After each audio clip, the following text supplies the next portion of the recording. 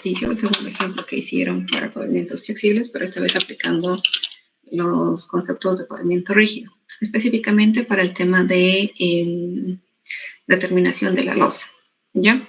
Entonces, comparto acá lo que teníamos hasta la semana pasada, comparto hasta la clase anterior, que, bueno, como primera tarea, el lunes por la tarde, tenían que determinar este mismo ejercicio, pero ya haciendo una corrección para lo que son un espesor de losa de 10 pulgadas, ¿verdad? ¿Tuvieron algún inconveniente con esto? ¿Dudas, consultas? El único inconveniente fue que justo en la hora de entrega el Classroom, no sé si se saturó, creo que para la mayoría, y no pudimos entregar en hora. Ya, fuera de esos aspectos técnicos, ¿algún otro problema que tuvieran con el cálculo?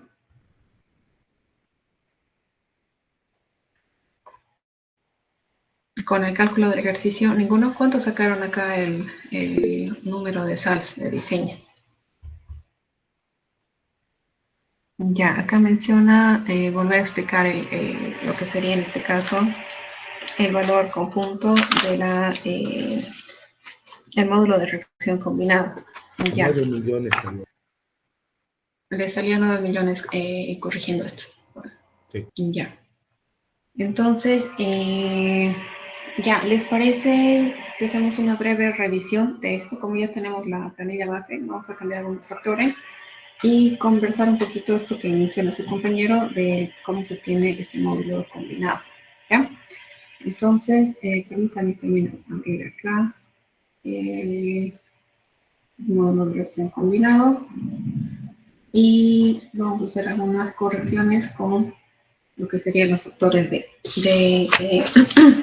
equivalentes de carga, pero para los pavimentos rígidos. Permítanme, esto sería casi 372. Vamos a hacer una corrección en este punto anterior. Aquí tuvimos el primer cálculo, la primera iteración. Vamos a copiar esto un ratito. Copia. Acá este hicimos para...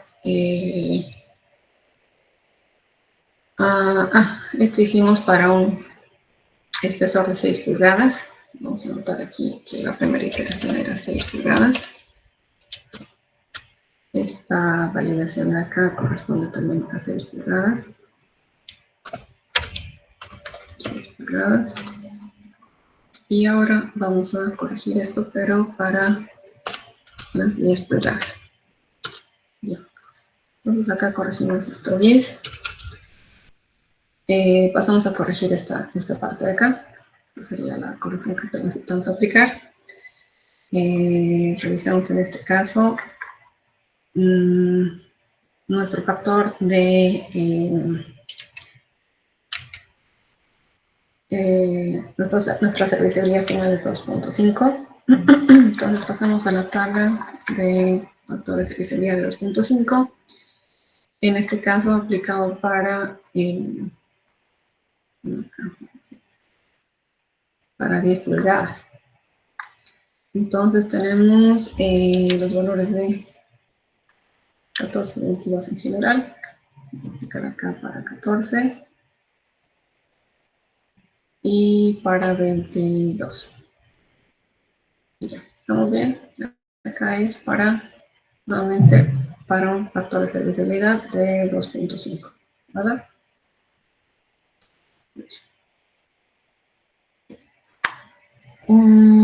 Alguien está intentando, los que quieran ingresar a la llamada, por favor, con sus correos institucionales para registro de asistencia. Ya hay una persona que está intentando ingresar con su correo convencional y no se permite. ¿Ya? Entonces, ya, corregimos esto. El primer caso sería 380. No, 332. Acá tenemos este valor, estos 3 puntos, corregimos, y para 2.38.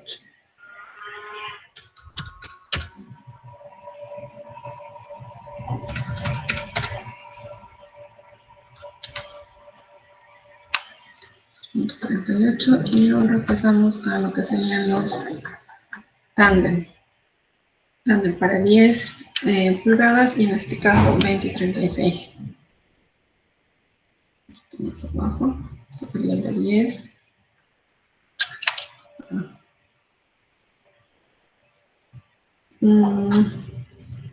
Para 20 y 36. 10 y 36, listo. Para 20, 0.204 y 2.48. 2.48. Listo. 9.2 en general, ya esa sería la corrección para este factor, ¿verdad? Entonces voy a copiar esto y pasamos acá y acá voy a hacer esto, pero para 10 pulgadas. ¿Listo? Corrección, acá este factor va a ser el que acabo de corregir ahora, 10 pulgadas. Voy a tomar el valor en extenso. Los demás datos cambian. En general me parece que no. Confiar bien hemos tomado para ambos, cervecería también. Calidad de drenaje, acá hay una consulta. Se da consulta y dice si el coeficiente de drenaje es recomendable usar el crítico o el promedio. No hay una recomendación como una receta como tal, ¿no? Vamos a ir un poquito a este factor de drenaje. Permítanme un rato, voy a compartir la diapositiva. Ya. Entonces, tal vez aquí.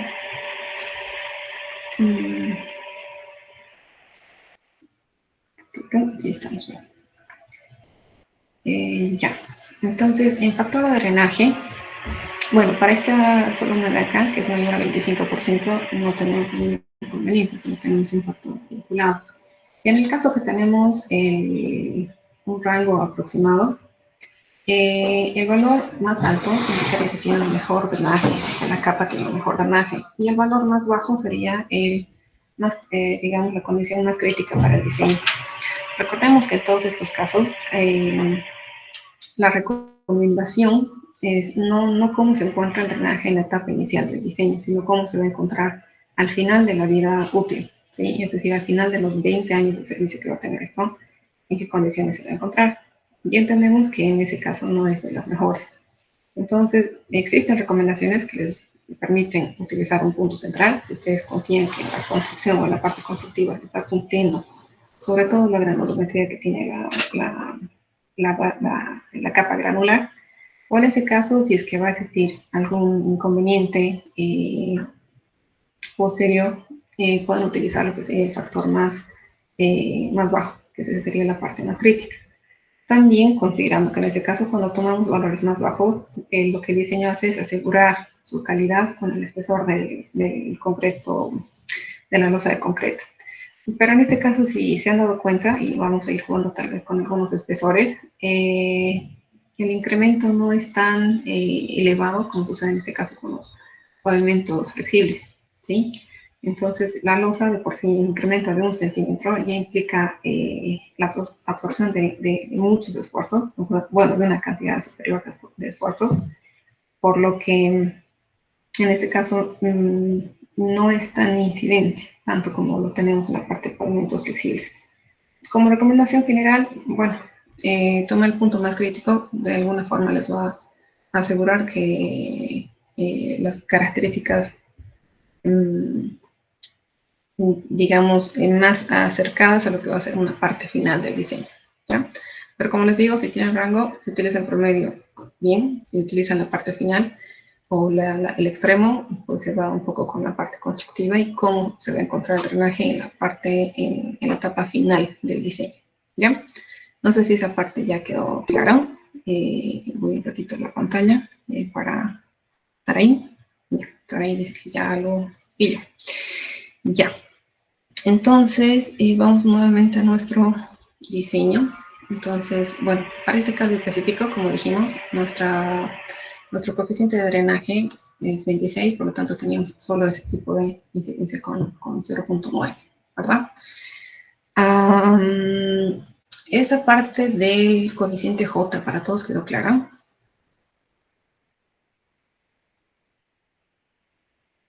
¿Sí? ¿Para todos está correcto esto? La duda también sería, ingeniero, si podemos usar el promedio o nos vamos a la parte más crítica. En la parte del promedio, a ver, vamos a este segmento.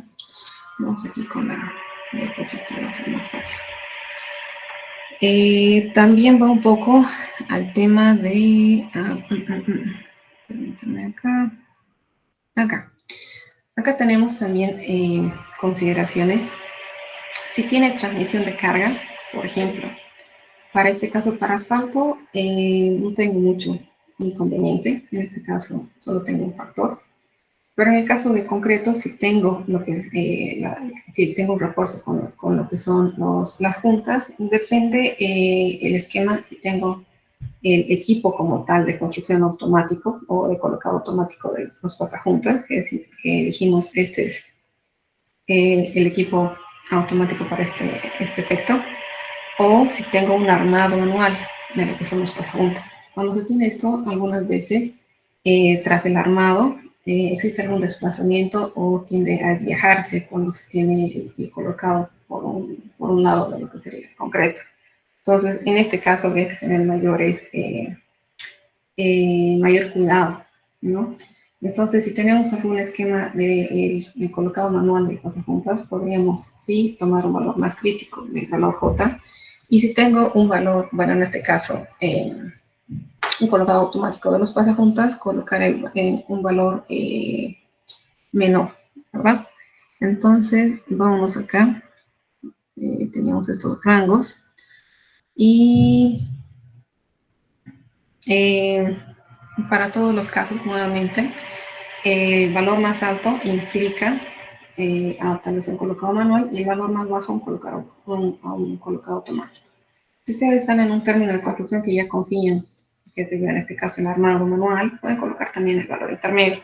Entonces, para el caso del ejercicio dispusimos 2.9, que es un punto intermedio entre esto, tal vez un tanto más hacia la parte crítica, pero son rangos que ya ustedes consideran por temas constructivos también. ¿Ya? Ingeniera, una preguntita más. Basándonos Sí. en el ejercicio de ayer, el ejercicio nos decía que tenía una berma de asfalto que no tenía transmisión de carga. ¿Cómo deberíamos haber usado? Este coeficiente. Ya. El ejercicio de ayer, ustedes tenían berma de asfalto y en este caso no tenía lo que es transmisión de carga, que estaríamos en este esquema, ¿verdad? Entonces, acá ustedes entraban, berma de asfalto, ¿tiene dispositivo de transmisión de carga? No. Entonces, el coeficiente estaría entre 3.8 a 4.4 para el coeficiente J. ¿Qué rango ustedes pueden aplicar? Si quieren, como criterio general, podrían obtener acá el promedio, ¿sí? Este esquema también va a depender del aspecto constructivo. Entonces, para una primera aproximación podríamos tener lo que es un valor intermedio entre este rango. ¿Tuvieron algún problema con esto? No, he trabajado con el promedio. Ya, no, estaría adecuado. En cualquier aspecto, en este caso, estaríamos dentro de ese rango. Tengo una berma de asfalto con dispositivo de transmisión de carga, no dentro de estos dos límites seleccionados. El pavimento con refuerzo continuo, como les mencionaba, ya es un tipo de pavimento que está tendiendo a ya no aplicarse, porque ahora está sobre todo la implementación de las escotas y con implementación de fibras. Entonces, eso está reemplazando un tanto lo que serían estos pavimentos que son de refuerzo continuo, ¿ya? Que explicábamos en la primera fase, nos estaríamos refiriendo a este tipo de pavimentos, ¿ya? Entonces, estos están siendo reemplazados precisamente por lo que serían en este caso las losas cortas, y estas losas cortas con fibras con fibra interna para lo que sería la mejor aflexión del material, ¿ya? Entonces, pasando nuevamente al ejercicio, esta parte ya quedó clara.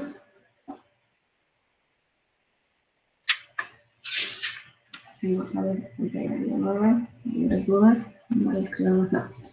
Ya, entonces, siguiente punto, de los materiales.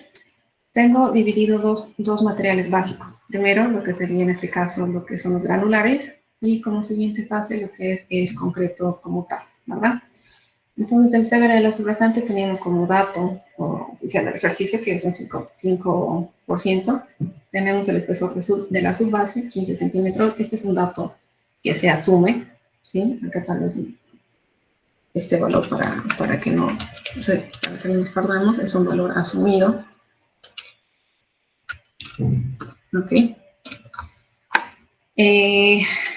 ¿Puedo tomar un espesor mayor? Sí, puedo en este caso hacer la comparación de una siguiente fase. Ya cuando tengo la primera aproximación, puedo hacer mejoras del diseño con base a lo que sería en este caso aspectos económicos también. ¿Sí? Revisar, por ejemplo, si en una siguiente fase puedo yo obtener o trabajar con 25 centímetros de su base, perdón, 20 centímetros de su base, y si este va a tener algún efecto sobre la disminución de lo que sería el espesor de la losa. Entonces, también podemos tomar como una siguiente fase el asumir esto y qué es lo que va pasando, ¿ya? Tras este valor asumido, tengo primero que obtener lo que es, en este caso, el valor del módulo de reacción de la subrasante, ¿sí?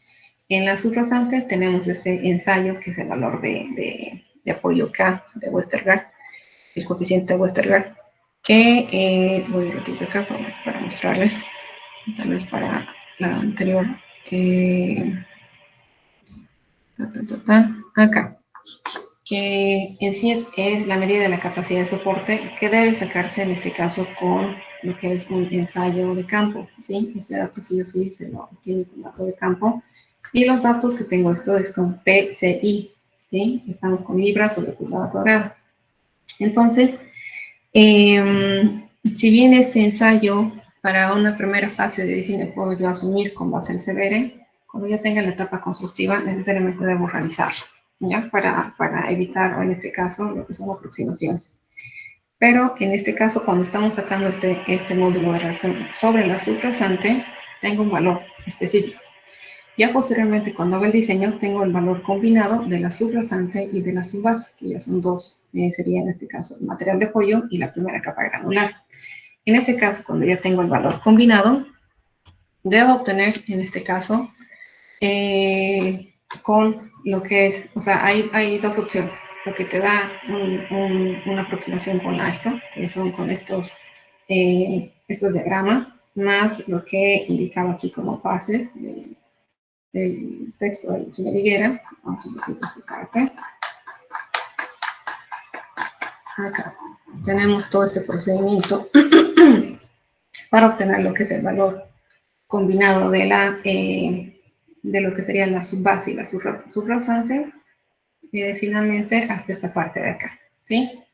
Y les mostraba como otra opción que está, ustedes si lo quieren revisar dentro de lo que es el IBCH, el texto de la IBCH que se les ha proporcionado. Vamos un poquito para adelante.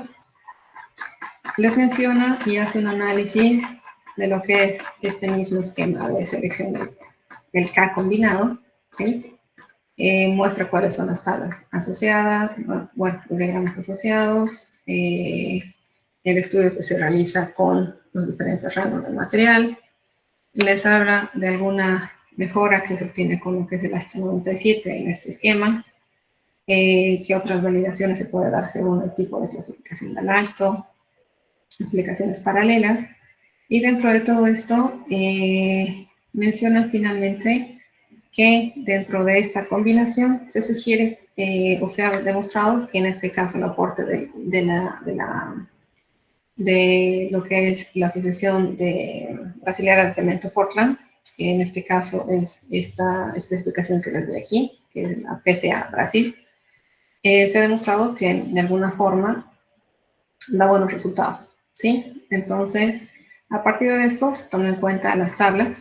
Acá yo les he presentado solamente para el caso del ejercicio dos tablas. Este valor que es directo sobre la base granular, la subbase granular, y el otro que si tenemos una subbase con solo cemento, ¿ya? Acá ustedes tienen el uso de una subbase granular, lo que sería subbase suelo-cemento, que es una mejora de lo que sería esta capa granular, o una subbase, en este caso, mejorada con cemento. Y otros que pueden ser con hormigón compactado con rodillo y con una subbase de concreto asfáltico, ¿sí? Entonces, con todos estos esquemas, ¿en qué nos ayuda? Nos ayuda que en este caso ya tenemos el valor del CBR. ¿Cuál sería el valor el valor K del CBR? En este caso es 34. ¿Y cuál sería el combinado para este CBR si tengo en este caso una base granular de 10, de 15, 20, 30? ¿Sí? Para el caso específico, nosotros podríamos tomar este dato. Voy a pasar acá de CBR de 5 y el espesor asumido para la subbase fue de 15, ¿verdad? Y de esta forma tenemos el dato de 42, ¿sí? Entonces, este dato es el que hemos trabajado acá. Ya teníamos nuevamente el dato para lo que sería la subrasante es 34 y el valor de K combinado es 42. Entonces, nos mejora mucho en los tiempos de cálculo para este efecto. Ahora, ¿con cuál se trabaja en lo que sería la ecuación de Nash-Stokes? ¿Sí? Tenemos acá, esto voy a poner, ahí está, este punto, y teníamos, para este caso, lo que es esta ecuación de Nash-Stokes, ¿ya? ¿Con cuál de los Ks trabajamos? En este caso es de la capa de apoyo de la losa de concreto. ¿Dónde se está apoyando la losa de concreto? En este caso nos estamos apoyando sobre una subbase de 15 centímetros. Por lo tanto, sería el combinado que tenemos con esa subbase. ¿Ya? Entonces, esa fue la lección que tuvimos acá. Voy a copiar esto.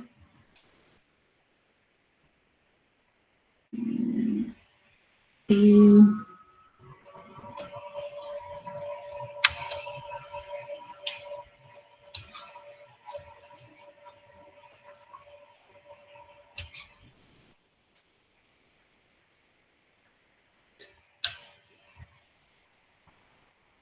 ya. Entonces, acá este valor específico que trabajamos, de valor K, fue directamente con el valor del combinado, porque nos estamos apoyando sobre la capa subbase. ¿Listo? Y estos datos paralelos es la resistencia del concreto, que necesitamos la resistencia del concreto a compresión, la resistencia media del concreto a flexión y el módulo de elasticidad del concreto. En este caso, si ustedes tuvieran en este caso, lo que sería el dato de laboratorio de la resistencia a flexión, se utiliza ese resultado, ¿sí? En este caso sería el más válido y es que efectivamente representa los materiales que estoy empleando, ¿ya? En todo caso, si no lo tuvieran, teníamos en este caso lo que vimos en clases de algunas aproximaciones del material para la aproximación de lo que sería la resistencia a flexión y el módulo de elasticidad del concreto. El módulo de elasticidad del concreto es un ensayo un poco más específico y pocos laboratorios lo tienen, ¿sí? Entonces, casi en todos sus esquemas llega a ser aproximado, ¿ya? Recordado un poquito esto, voy a pasar a las diapositivas para recordarles un poco el asunto. Acá. Para el caso de la resistencia media a flexión, tenemos este valor, que es lo que hemos empleado en este caso específico, y para lo que sería el valor del módulo de elasticidad del concreto, tenemos estas recomendaciones de un tipo de agregado, y si no tengo ninguna información, puedo aplicar estos datos, ¿ya? Estas dos relaciones. Recuerden siempre trabajar o revisar el tema de unidades, ¿sí? En este caso, estamos trabajando o empleamos este tipo de ecuación precisamente porque teníamos la resistencia la resistencia de compresión del agregado en kilogramos centímetro cuadrado y lo que teníamos, y por ende tuvimos esta descripción, ¿sí? Por eso, finalmente, tenemos el primer dato en estas características y para utilizarlo dentro de esta ecuación que está el sistema internacional, necesitamos ambos resultados en megapascales, ¿ya? Tanto el valor del concreto, el módulo de elasticidad, como el módulo de flexotracción, ¿sí? Y el dato anterior que ya teníamos de la subbase, el K combinado, ya estaba en el megapascales metro, ¿ya? Hasta esta parte, ¿alguna duda? Vamos a corregir este dato. ¿Cuánto les ha salido para 10 pulgadas? 254,64 milímetros. Ya, vamos a pasar esto a 254.64 64 milímetros. ¿Para todos? ¿Está correcto eso? Sí, igual. Ya. Entonces, ya. Ya. Pasamos entonces esto. 10.04, esto sería en pulgadas. Vamos a tomar en este caso el valor aproximado, ¿ya? Entonces vamos a manejar, como ya hemos obtenido este dato en milímetros, de aquí para adelante continuamos en milímetros. ¿Para qué nos sirve este dato? Para saber si efectivamente tenía necesito volver a iterar o no. Observamos que este ya se encuentra dentro del rango de las 10 pulgadas, por lo tanto en la parte de tránsito ya hice la corrección necesaria, porque a 11 pulgadas estoy muy separado. ¿Cuándo hago esta corrección? Debo revisar, si se acuerdan, en pavimentos flexibles teníamos que este dato del SN, el número estructural, tenía que ser aproximadamente 0.5 de pulgada, ¿ya? Para este caso se sugiere que sea la aproximación de 1 centímetro. Entonces, el más cercano para lo que sería este caso sería tomar el de 10 pulgadas, y es la última corrección que hicimos en la parte de tránsito, por lo tanto es correcto. Ahora, de aquí para adelante hemos terminado con lo que sería el cálculo del espesor de la losa. Más el ejercicio no termina ahí. ¿Por qué? Porque nosotros, después de lo que es la determinación del espesor de la losa, tenemos que empezar a revisión de lo que son las dimensiones de la losa. Hemos terminado acá. Hemos obtenido este valor de espesor. Ahora, ¿qué nos corresponde? Tenemos que empezar con el diseño de juntas. Y el diseño de juntas nos va a dar lo que es el dimensionamiento de la losa en lo que sería el espacio o el área del proyecto, ¿ya? ¿Qué tenemos dentro del diseño de juntas? Cuando tenemos un diseño de juntas, tenemos juntas de transversales de contracción, tenemos juntas transversales de construcción, tenemos las juntas longitudinales, ¿sí?, de construcción, y la de contracción. Entonces, vamos punto a punto. Tomemos que en este caso el sentido de la pavimentación está yendo en esta dirección, ¿ya? Cuando tengo una junta de contracción, ya sea transversal, ya sea una junta transversal de contracción, o sea una junta longitudinal de contracción, es sobre todo para controlar lo que son los esfuerzos y los movimientos que van a tener las losas, ¿ya? Esto debido a que el hormigón se va a contraer y se va a retraer también como consecuencia de la pérdida de la humedad, ¿sí? Y esto va a seguir o tiene el continuo desarrollo hasta el final de la vida útil del hormigón, ¿sí? Porque son movimientos propios de contracción y dilatación que se dan por los cambios de temperatura. Entonces, lo que son el diseño de estas juntas controlan ese efecto, esos esfuerzos que se producen por contracción y dilatación, efecto de temperatura, ¿ya? Entonces, cuando hablamos de juntas de contracción, pueden ser transversales al sentido donde se está ejecutando la pavimentación, o el sentido de tránsito también, y puede ser una losa o bueno, una junta longitudinal de contracción. Tenemos esos dos efectos. ¿Qué más tenemos? Tenemos una junta de expansión o aislamiento, ¿sí? ¿Cuándo se utiliza esta junta de expansión o aislamiento? Es cuando tengo una estructura fija en los bordes de lo que sería el pavimento, ¿ya? Y sirve sobre todo para controlar esfuerzos que se pueden dar en dos direcciones, ¿sí? Que puede ser, por ejemplo, en el cruce de una calle transversal, en el acceso a obras de servicio o en el colocado de alcantarillas, puentes, etcétera, ¿sí? He colocado de cualquier estructura que esté a los bordes de lo que serían los carriles de diseño. ¿Y qué más tenemos en este caso? Tenemos juntas de construcción, ¿sí? Las juntas de construcción, en este caso el principal, llega a ser la junta longitudinal, que separa sobre todo lo que son los carriles, que ya es una junta oficial de construcción. Y la otra puede ser una junta de construcción que se dé por consecuencia de fin de construcción del día. Supongamos que el vaciado de las losas se ha dado hasta este punto, por lo tanto aquí ya implica que esta es una junta transversal de construcción por culminación de jornada, ¿ya? Entonces, nuevamente estas juntas de construcción pueden ser transversales y longitudinales. Ya les dije los motivos: el primer longitudinal por separación de los carriles y el transversal por fin de construcción de losas de la jornada de trabajo, ¿ya? Entonces tenemos este tipo de segmentación de diseño en juntas. Y a ver, pasamos acá un ratito.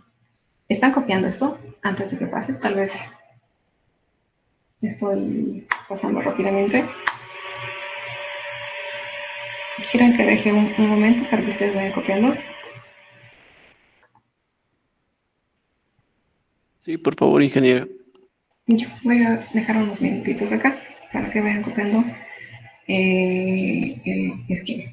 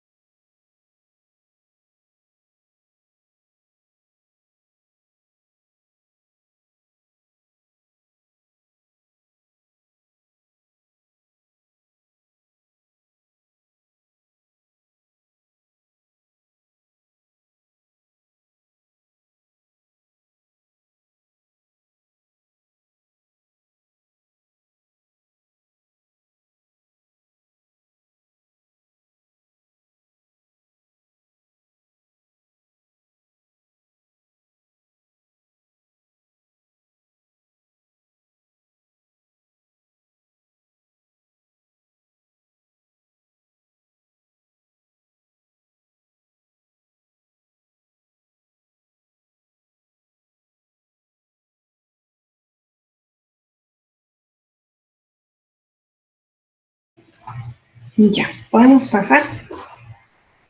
Ingeniera, una preguntita en función de esta gráfica.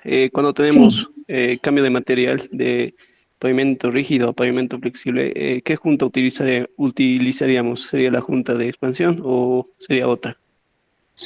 Es junta de expansión porque sería como una estructura fija lo que tenemos al borde de la losa de concreto. Ah, ya, eso sería en cambio de Ujú. material, ¿no? Por cambio de material, porque tengas acá, por ejemplo, qué sé yo, algún cambio de sección, está yendo tu losa y de repente Ya, hay un puente, hay una alcantarilla, por todo tipo de estructura fija al borde de lo que sería en este caso eh, la losa como tal. ya. Muchas gracias, ingeniera.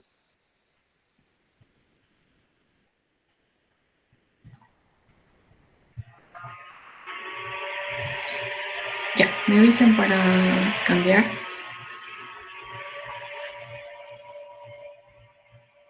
¿Ya lo copiaron?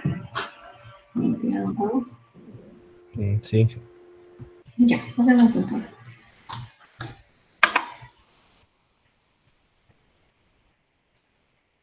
Bueno, como les decía, de forma general, o en resumen, de la parte anterior, las de contracción, sobre todo para controlar las fisuras, ¿sí? De la liberación de temperatura, humedad, fricción, que a lo largo de la vida de la losa, de la estructura, es natural que tenga estos cambios de liberación de tensiones, ¿sí? Y como teníamos la primera clase, si no generamos estas juntas, con este diseño de juntas como tal, el material va a buscar su dirección para generar esta expansión o esta liberación de tensiones. Entonces, las juntas es un dimensionamiento, o bueno,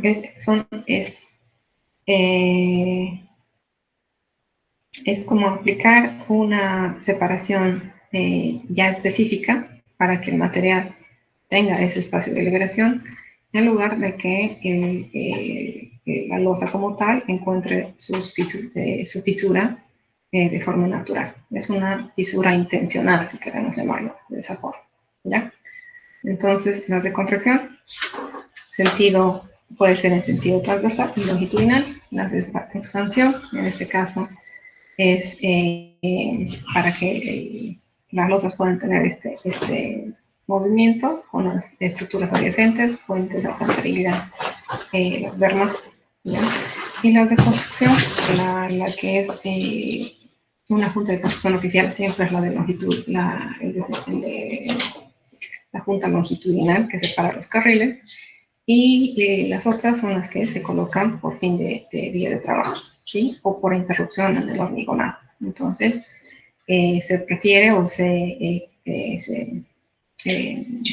se busca que de alguna forma coincida con una junta de contracción que ha sido diseñada previamente en longitudes, ¿ya?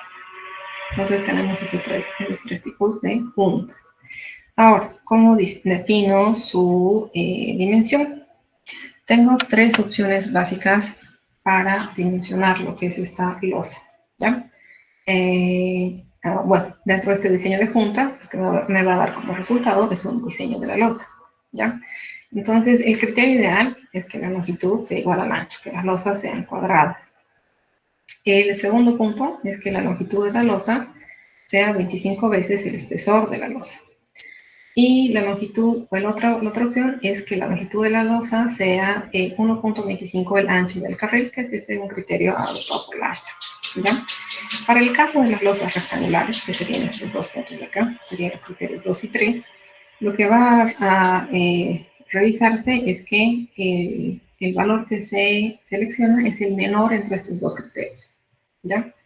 Y si tenemos estos dos criterios para lo que es una losa rectangular, debo revisar esta relación de Beltes, que es necesariamente la relación del largo sobre el ancho de la losa y que este sea menor a 1.25, ¿ya? Entonces, tengo esas características. Dejo un momento esto en pantalla para que lo vayan anotando. Lo vamos a aplicar en la resolución final de este ejemplo 1.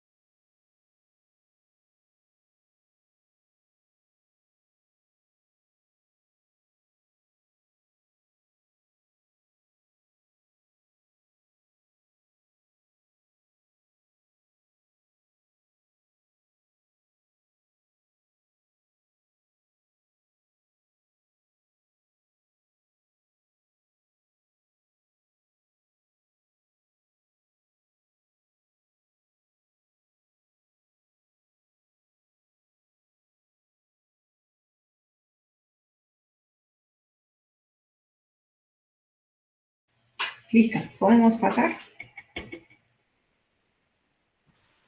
Sí, Inge.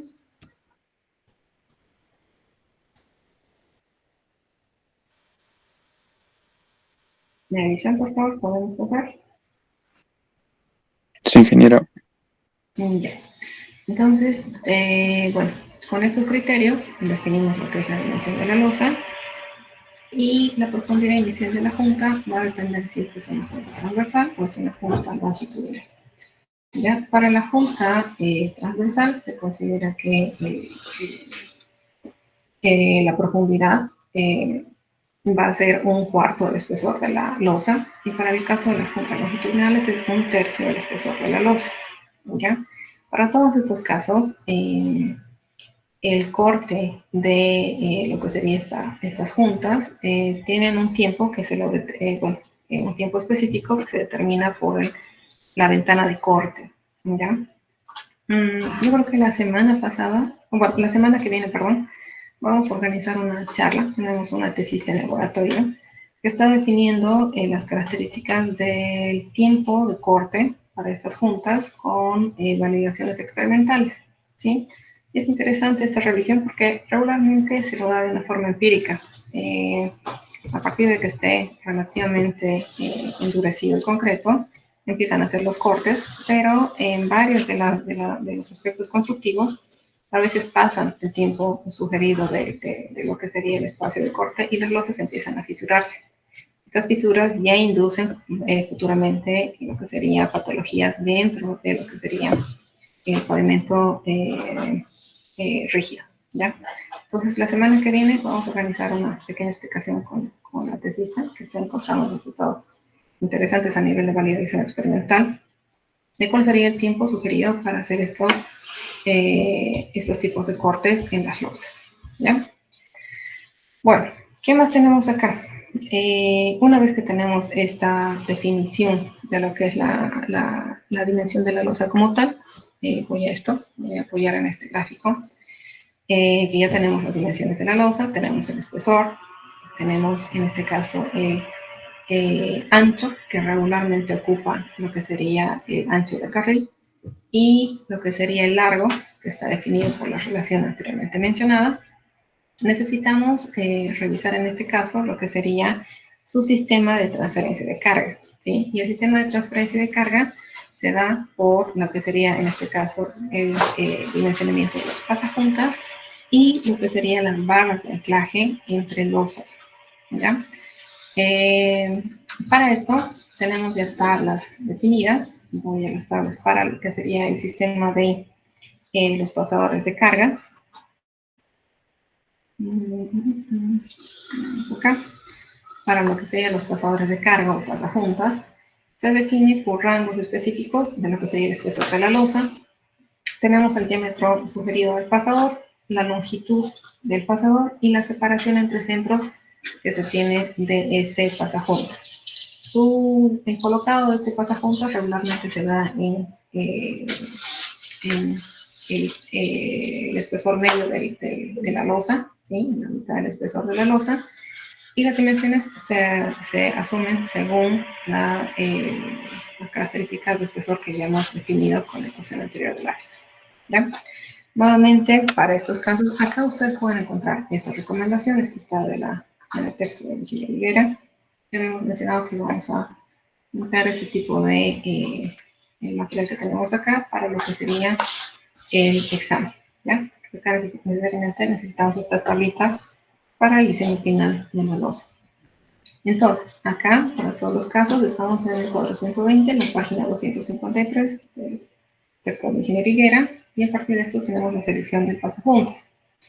En aspectos constructivos, nuevamente tenemos la validación de hacerlo de forma manual, no tenemos el armado de los pasajuntas acá, o en este caso por colocado automático del equipo de construcción de la losa.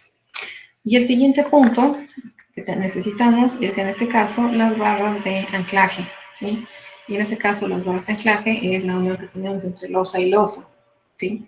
Para el caso de las barras de anclaje es acero corrugado. Para los pasajuntas, como va en el sentido del tránsito, lo que tenemos son barras lisas, ¿ya? Porque estamos transfiriendo, en este caso, la carga de una losa a otra, más no las estamos sujetando, ¿ya? La sujeción acá, aparte del pasajuntas, se va a dar por el fisurado natural de la losa a través de lo que sería el espesor determinado que es tomado para la junta, ¿ya?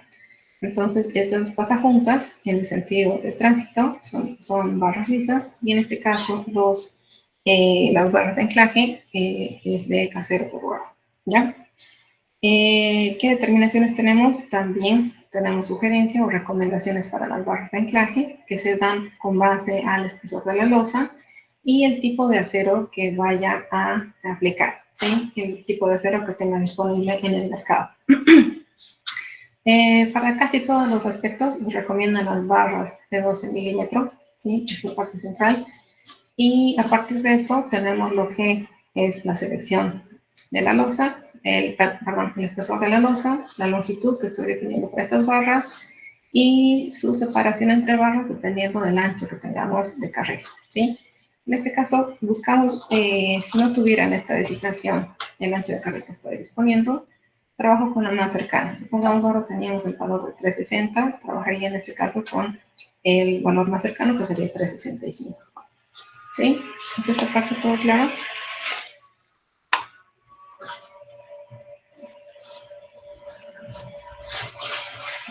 ¿Dudas? ¿Consultas? Todo claro. Entonces, con esto, específicamente hasta esta parte, termino finalmente con todo lo que es el modelo estructural de la losa que se diseña por este método ARST, ¿ya? Hasta el punto anterior teníamos lo que es el espesor de la losa. Vamos a completar este espacio final, que sería definir lo que es el largo, definir lo que es la selección que tenemos para las pasajuntas y para las barras de anclaje, ¿ya? Entonces continuamos con el ejercicio anterior.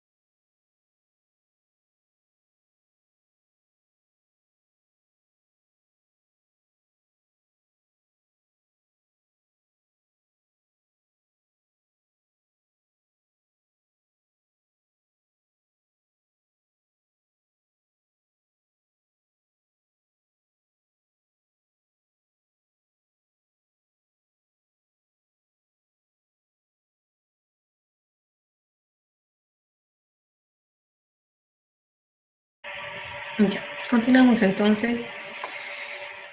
Vamos a dar las dimensiones de la losa rectangular, ¿sí? Si bien acá voy a pasar un poquito a la aplicación que tenemos.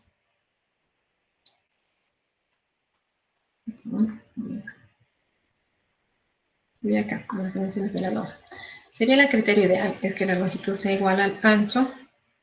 Para varios de los diseños, llega a ser preferible que se realice una longitud, bueno, una losa rectangular, ¿sí? Esto sobre todo por el tema del vaciado y esquema de cerrado de las juntas. En este caso, las losas cuadradas necesitarían un mayor número de juntas a realizar.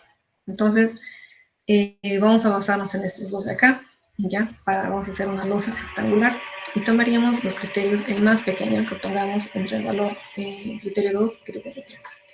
Entonces selecciono esto acá, tenerlo en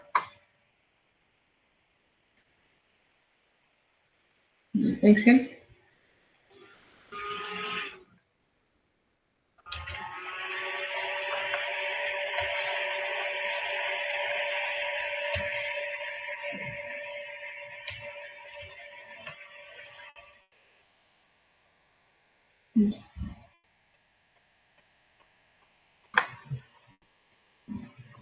Y voy a aplicar el caso 2.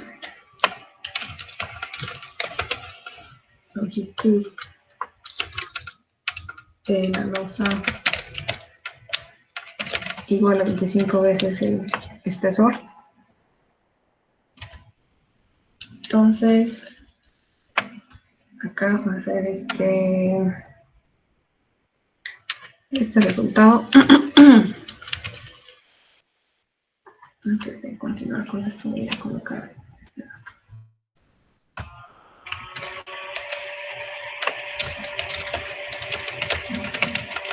Espesor de la losa calculado.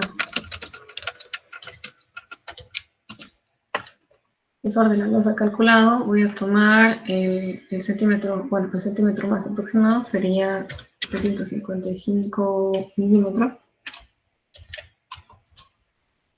Ya, este es el dato que estoy tomando para mi diseño posterior.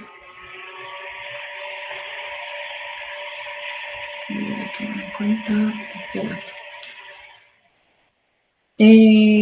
Ya, entonces esto va a ser igual a 25 veces esta dimensión. Esto estoy tomando en milímetros y voy a hacer su división a centímetros.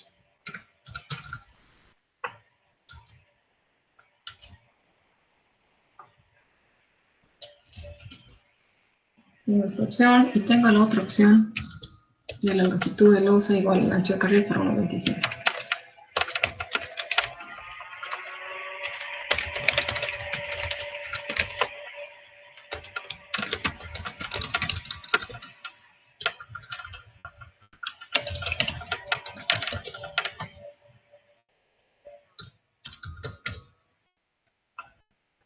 Ya. ¿Cuál es el ancho de carril? En este caso, el ancho de carril está dado por este dato anterior que teníamos de diseño, ¿sí? Por eso que ayer el lunes, ¿no?, les había resaltado que es importante esta definición inicial de qué ancho de carril estoy asumiendo. Entonces anoto nuevamente acá como dato base del ejercicio. Ancho de carril.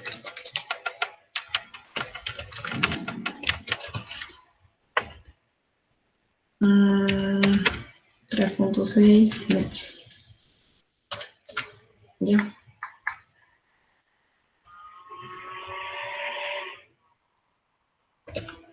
Entonces, aquí tenemos 1.25 por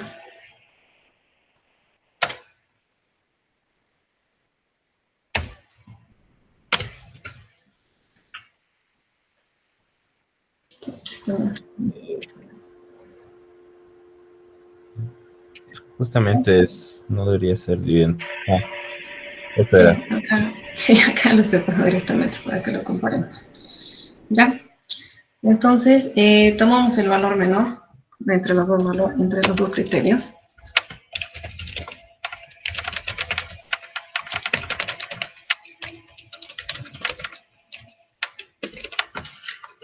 Y para este caso, el menor valor que tenemos sería 4.5 metros.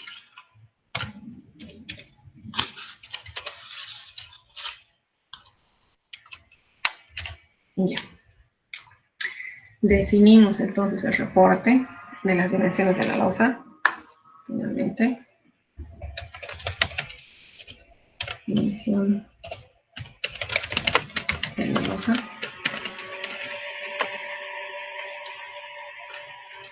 Aquí sería espesor.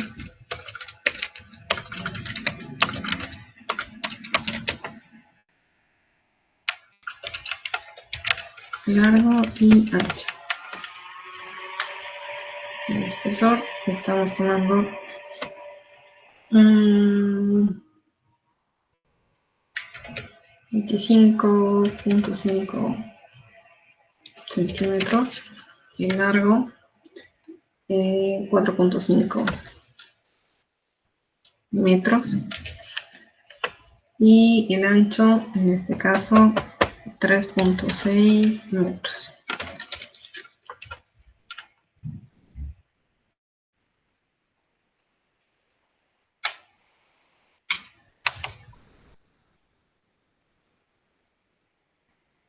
Sí, es un dato.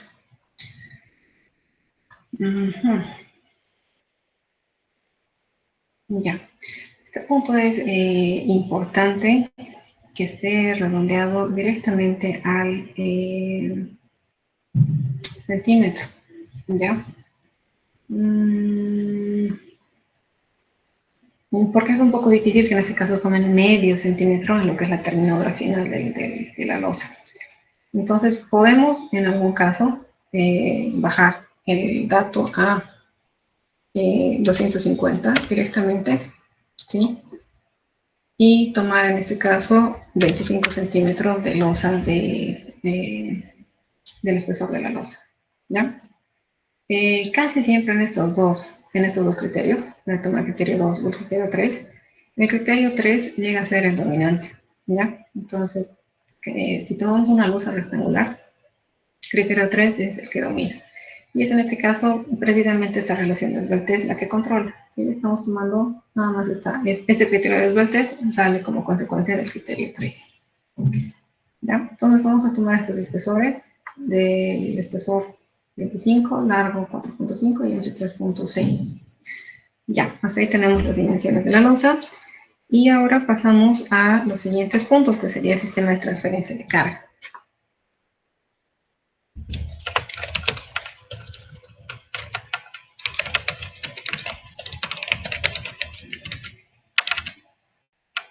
Ya, el sistema de transferencia de carga, el primer punto sería lo que son los pasadores de carga.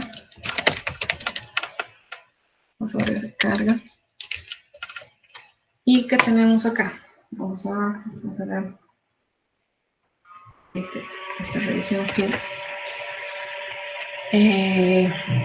Ya, necesitamos definir cuál va a ser el diámetro del pasador, su longitud y la separación entre centros. ¿Ya? Entonces, copio acá.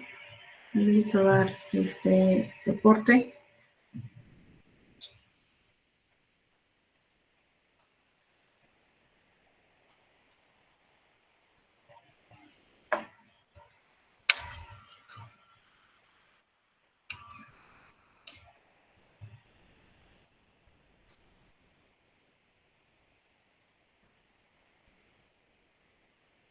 Ya. El primer reporte es el diámetro del pasador.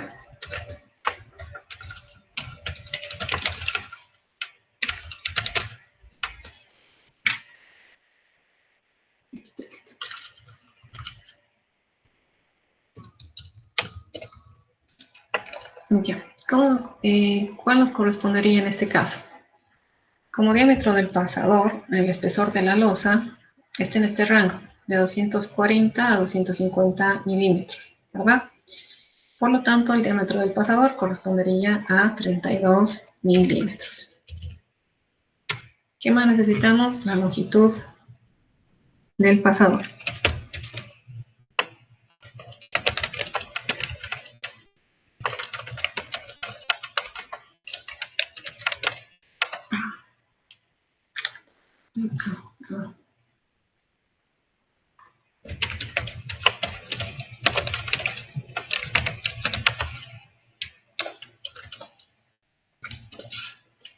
La longitud del pasador, para este caso, correspondería a 450 milímetros.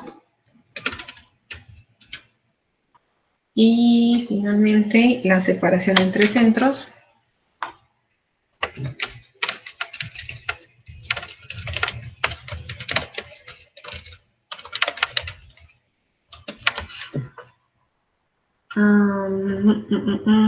Para este caso, correspondería a 300. ¿Esta parte alguna duda? Dije, perdón, Sí, sí. una consulta. Si en caso del espesor de la losa nos saldría, digamos, 320. Ujú.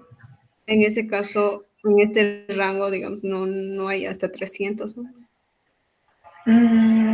330 centímetros de losa ya es, o sea, es bastante profundo. 30 centímetros sí es bastante, o sea, a ver, hagan su regla de 30 centímetros, revisen lo que implica 30 centímetros constructivos, es bastante profundo, ¿ya? No pasa en este caso los diseños más allá de los 300, de los 30 centímetros de losa. En ese caso ya se revisa si el espesor de la losa es, si necesitas mejorar, por ejemplo, en este caso, lo que sería la capa de apoyo granular, ¿sí? Si tu losa te sale constructivamente muy grande, ¿sí? 30 centímetros, es muy, muy grande la losa, el espesor de la losa, tendrías que revisar si el apoyo puede ser mejorado, ¿sí? Si vas a aplicar, qué sé yo, en este caso, lo que decíamos hace un momento, mejorar, sería en este caso el apoyo. En este caso hemos trabajado con una subbase granular, ¿sí? Tendríamos que revisar si mejoramos lo que sería el CDR, simplemente con una mejora entre materiales. Podríamos mejorar la subbasante aplicando un cambio de materiales. Se podría hacer una subbase suelo-cemento, que ya implica la mezcla de hacer casi como una capa específica de suelo-cemento y mejorar nuevamente el apoyo.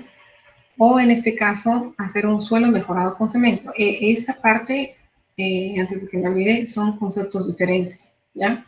El suelo mejorado con cemento implica que a la subbasante que tengo, en este caso, o a la subbase que esté haciendo, le aplico una mejora, un porcentaje de 2-3% de cemento y lo empiezo a combinar. Y en este otro caso, lo que es un base suelo cemento, implica que haga como una capa específica de un granular con mayor porcentaje de cemento, con un diseño básico. En este caso, las bases suelo cemento se van dosificando tal cual ustedes dosifican, en este caso, una losa, por ejemplo. ¿Sí? Se dosifica según la resistencia que estoy buscando. Entonces, si yo mejoro lo que sería el apoyo de mi losa, la losa automáticamente disminuye en el espesor, ¿sí? Por lo tanto, digamos, en este caso, tener una losa superior a 30 centímetros no se daría el caso. Tendría que empezar a mejorar su apoyo, ¿ya?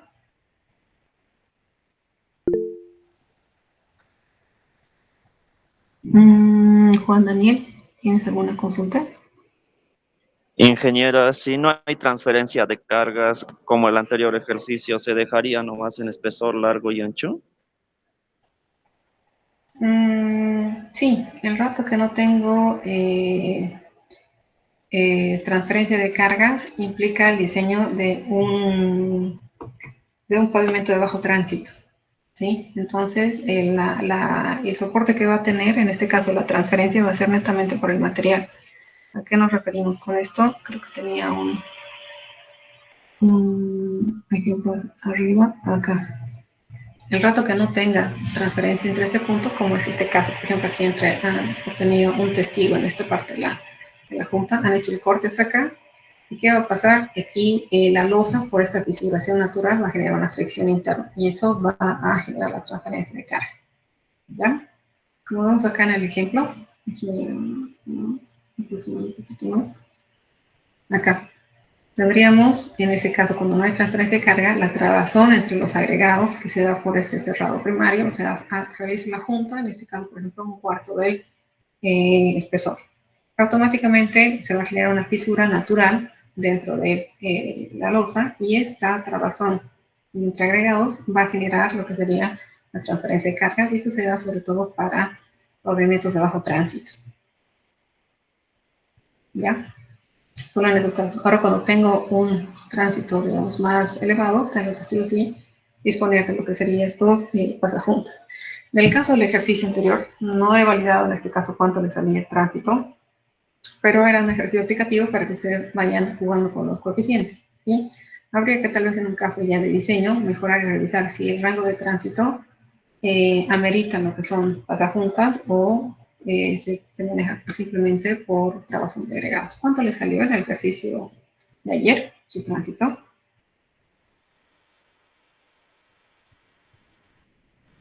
$18.97 por 10 a la 6. Por 10 a la Era 6. muy alto. Ya, es un tránsito sumamente elevado. En ese caso, habría que hacer la mejora para que... ¿Y cuánto le salía la losa, perdón? 313. O sea, 2.5 centímetros más o menos. justo viendo, bueno, analizando la sensibilidad de los datos y lo que preguntaba hace un momento la compañera Saraí, por ejemplo, el CD influye un montón en que nos salga 12 pulgadas o 12.5 pulgadas, por ejemplo. Y 12.5 pulgadas ya era mucho. Después, ahorita acabo de probarlo y sí o sí tendríamos que mejorar. Y en el mejor de los casos, mejorando para 20 centímetros, con un KC de 195, por ejemplo, tendríamos un espesor de 291.74 centímetros. Ya, entonces el ejercicio anterior habría que hacer un tratamiento de suelo cemento. No va a ser suficiente en este caso lo que es voy a importar este otro dato. Aquí. No va a ser suficiente en este caso que se tenga una base granular y que incluso la base granular lo llevan a 30 centímetros, sino que habría que tomar en cuenta en este caso su base suelo cemento, que es un diseño específico, o revisar si se le puede mejorar con cemento, ¿sí? Entonces, nuevamente los diseños ya se empiezan a ir iterando, tal como lo hemos iterado con la parte de pavimentos flexibles, ya comparando en este caso lo que son las mejoras de los materiales, o en este caso la base en la que estoy, en la base granular que me estoy apoyando. Ya, para este caso, no estoy tomando, por ejemplo, esta subbase de concreto asfáltico, porque en Bolivia no realizamos mejoras de la subbase con asfalto, ¿sí? Porque estaría incrementando en demasía lo que sería la construcción del proyecto. El asfalto lo usamos específicamente para los pavimentos flexibles porque es un material importado, por lo tanto en los diseños tendría que revisar si hago un suelo mejorado con cemento como primera opción, una subbase suelo cemento, o en este caso una base de hormigón compactado con rodillo. ¿Ya? Entonces ahí tengo que empezar a revisar si añado más capas de apoyo. Para el ejercicio tenía simplemente una subrasante y una subbase, ¿verdad? Tal vez para el siguiente punto podría incrementar una base de hormigón compactado con rodillo y empiezo a revisar cuál sería la opción técnica que me genere una losa más pequeña. Y también vinculado con el aspecto económico. Entonces, para hacer estas opciones, para esas opciones paralelas, tengo que tener el dato de cuánto me sale la construcción de un suelo mejorado con cemento, una subbase de suelo cemento o la construcción de una base de hormigón compactado con rodillo. Aquí estamos hablando de una base como tal. ¿Sí? ¿Esa parte se entiende?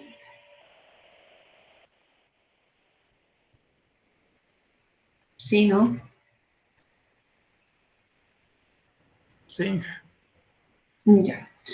Entonces, ya, vamos a hacer esas mejoras.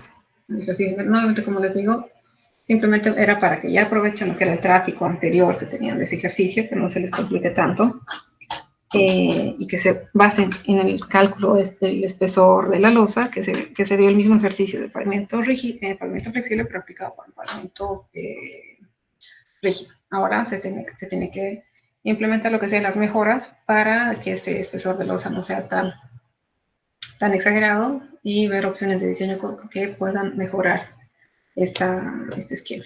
¿Ya? ¿Quedó claro con la pregunta anterior? Si es que se le salió un espesor superior, pues ahora podemos ver para la siguiente fase hacer unas mejoras en lo que serían las capas de apoyo. ¿Ya? Bueno, entonces, para esta primera parte de la transferencia de cargas, tendríamos ya lo que son los pasadores. Y paso ahora, me falta todavía lo que son las barras de anclaje. ¿Ya? Entonces estamos en el punto B. Barras de anclaje. ¿Y qué tengo en este caso para las barras de anclaje?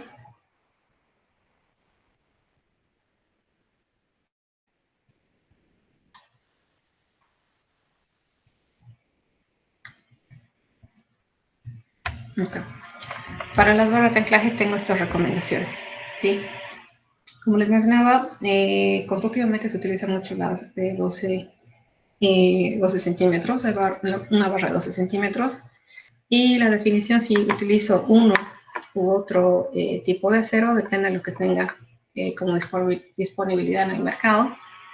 Entonces estaríamos hablando de aceros regularmente importados, y estos aceros son los que puedo tener en este caso, por ejemplo, de de la producción de acero por reciclado. ¿Sí? Tenemos una recicladora en Santa Cruz y puede ser una opción también de emplear. ¿Ya? Entonces voy a tomar esta tablita. Voy a dar el traje.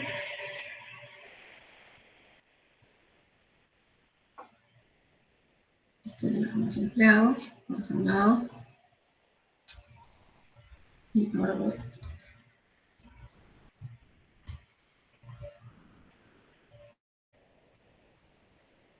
Ya, entonces barras de anclaje tengo el diámetro de la barra como primer dato. Voy entonces a esta parte. Voy a tomar en este caso, las importaciones son medio complicadas ya, en este caso por el dólar, me voy a basar en lo que puedo tener como un material que se está produciendo, ¿ya? Entonces voy a tomar este acero de esfuerzo de fluencia de 187.5 megapascales. Dentro de esto voy a tomar la barra de 12 centímetros, que es la más convencional. Entonces tomo acá 12.7 milímetros.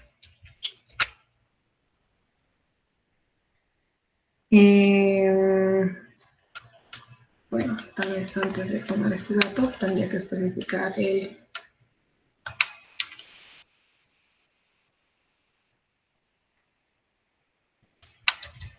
antes de especificar esto, tendría que mencionar qué tipo de acero es.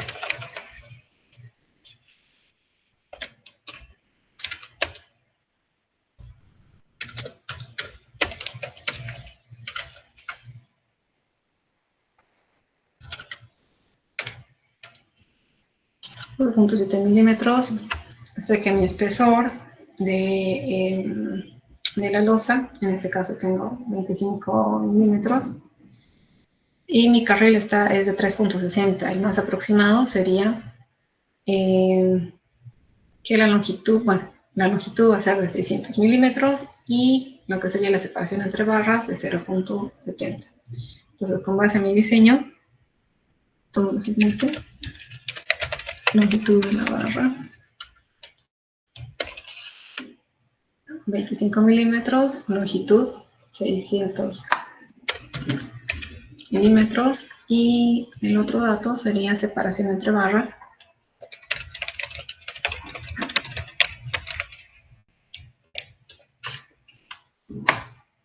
para este carril, el más aproximado es de 3.65, tomaría 0.70 metros.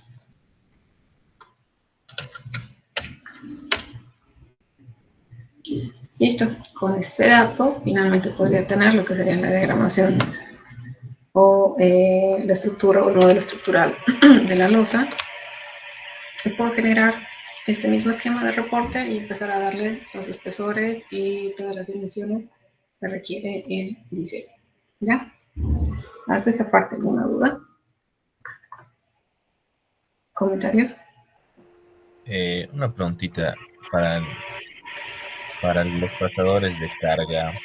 ¿Qué pasa si el espesor de losa está entre, si no me equivoco, había la tablita entre 200 a 210? ¿Se utilizaría? A ver, un ratito. Vamos a ir a la diapositiva, creo que es más fácil de ver. Acá me dices, ¿no? Sí, entre 200 y 210. Lo aproximas, al que sea más cercano. Ah, ya, está bien. Gracias. Sí, porque acá hay algunos rangos, sobre todo entre los puntos de división, que queda un poco inconcluso. Pero en este caso va al aproximado. Estaríamos mencionando, por ejemplo, que acá si tenemos un 204, va directamente al espesor anterior, que sería el de 200. Y si tienes, por ejemplo, un 206, va directamente al superior. Gracias. Ahora, lo otro que también implica mucho son aspectos de presupuesto, ¿no? Si nos vamos directamente al superior, implica también que el diámetro es mayor, que la longitud es mayor, entonces se va sumando, en este caso, en el kilometraje que se tiene que pavimentar, esos costos. Entonces también revisas un poquito el tema, si nos aproximamos más bien a la losa anterior o pasamos al otro punto, ¿ya? Casi en todos los proyectos se tiende a estar dentro de estos esquemas, digamos, dentro de estas dimensiones base, y lo que se empieza a hacer es mejorar, en este caso, lo que es el apoyo, ¿sí? Empiezas a mejorar lo que es la capa granular, o en este caso, si se tiene una mejora con cemento, el apoyo de suelo cemento que va a tener la losa, para precisamente estar dentro de los rangos constructivos de losa y tomar datos oficiales. Cualquier centímetro que se le aplica, ya sea a la losa, va sumando números, ¿no? Y lo que son presupuestos finales.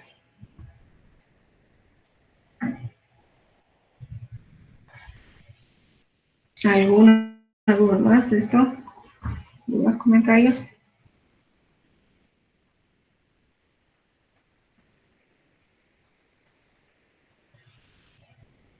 ¿Consultas?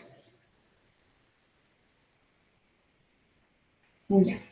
Entonces, no sé si hay alguna duda, pero voy a ir a la llamada. ¿Alguna duda más? Creo que alguien estaba habilitando el micrófono.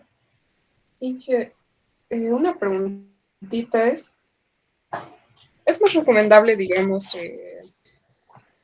redondear al múltiplo de 5 mayor? Por así decirlo, es de 213. Sí, en este caso tal vez un poco en aspectos de diseño, sí son múltiplos de 5 los que se van manejando. Y lo que se va jugando más bien es mantener la losa en estos rangos y ver si mejoro, en este caso, los espesores de los granulares. Por ejemplo, acá hemos tomado para el ejercicio un apoyo o una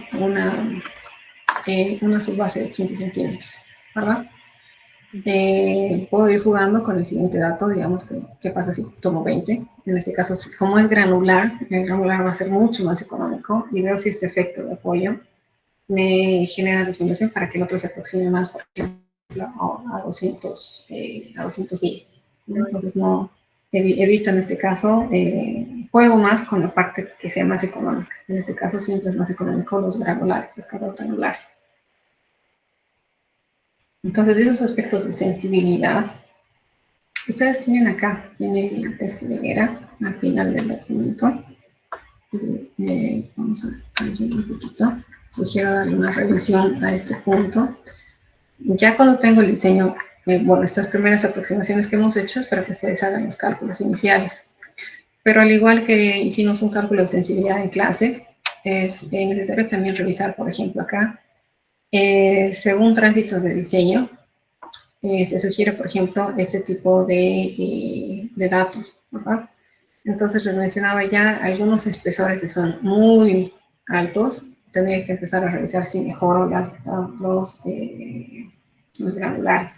Y acá empezamos a revisar, por ejemplo, qué pasa si aumento el tránsito, qué pasa si aumento el nivel de confianza, qué pasa con el espesor de la losa, si esta variación del error combinado aumenta, y todos estos puntos. Entonces les sugiero con estos últimos puntos que les doy el texto, revisar cuál es el grado de sensibilidad, ¿sí? Que tiene las losas o el espesor de la losa en función del parámetro que se determina.